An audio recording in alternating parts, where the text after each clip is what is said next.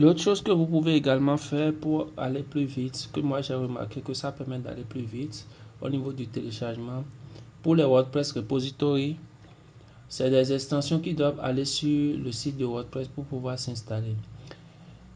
Donc si vous cliquez sur Install, qu'est-ce que vous allez remarquer ici? Vous allez remarquer qu'il va mettre le lien. Ce que moi je vous recommande de faire, c'est de copier le lien. Faites beaucoup attention quand vous copiez le lien pour ne pas copier les points de suspension. Vous copiez le lien et vous cliquez sur accéder, automatiquement le téléchargement commence.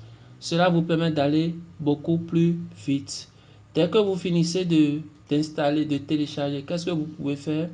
Vous venez au niveau de extension, ajouter.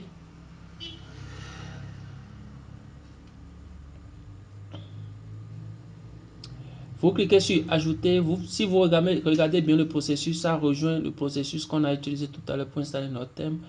Vous cliquez sur téléverser, choisir et on a WooCommerce. Je clique sur WooCommerce, je fais install.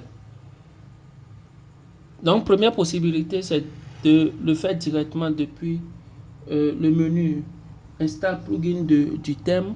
La deuxième possibilité, c'est de récupérer le lien ou bien le nom de l'extension et de télécharger l'extension. Ensuite, passer par extension ajoutée pour installer l'extension dans WordPress. Les deux processus vous donnent le même résultat, mais avec mes expériences, la deuxième méthode permet d'aller plus vite parce que le fait de télécharger directement l'extension va plus vite que le fait de passer par install plugin et installer l'extension. Là, on est en train d'installer l'extension.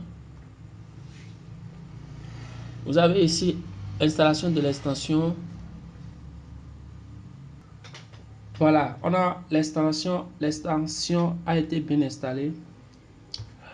Nous allons revenir au niveau de apparence install plugin pour vérifier si nous avons installé apparence install plugin pour vérifier si nous avons installé toutes les extensions.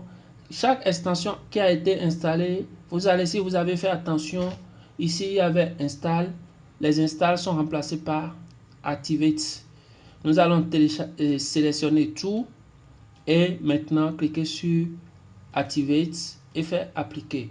Pour l'activation, vous pouvez faire tout au même moment parce que vous avez déjà pris le temps de télécharger toutes les extensions. On va activer toutes les extensions. On va attendre l'activation de toutes ces extensions et passer maintenant à l'importation des données par défaut. Comment on peut installer un site WordPress en moins de 30 minutes.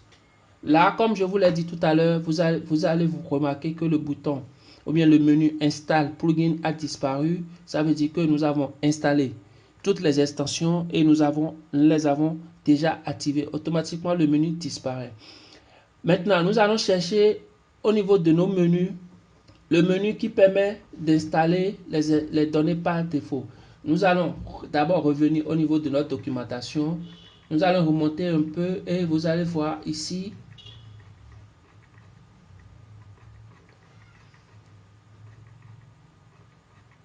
qu'est-ce qu'on a ici? Installation du thème. On a installation via FTP, activation du thème. On a déjà fait ça. Maintenant, après l'installation, il y a plugin installation. L'installation des extensions, ce qu'on a fait tout à l'heure, vous voyez. On a listé toutes les extensions, l'activation.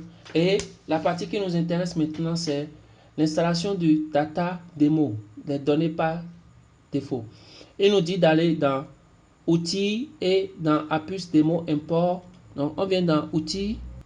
Bon, tout à l'heure, toutes les extensions, tous les menus ne se sont pas encore ajoutés. Vous allez remarquer déjà que après l'installation des extensions et du thème, nous avons un peu plus de menus qui se sont ajoutés. Nous avons le menu contact qui s'est ajouté. On a Apus footer, Apus méga menu, WooCommerce, produit, analytique, apparence. Apparence existait déjà. On a encore quel menu qui s'est ajouté? MC4WP, King Composer, Slider Révolution et thème option.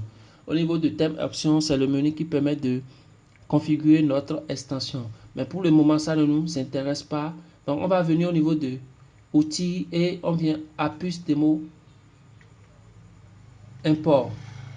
Je vais cliquer sur Apus Démo Import. Et qu'est-ce que la documentation dit? Je clique sur Apus Démo Import et je clique sur télécharger les démos. Et troisième chose, j'appuie sur le bouton, cliquez ici pour importer les démos data et je finis l'installation du démo fini et je peux accéder à mon site.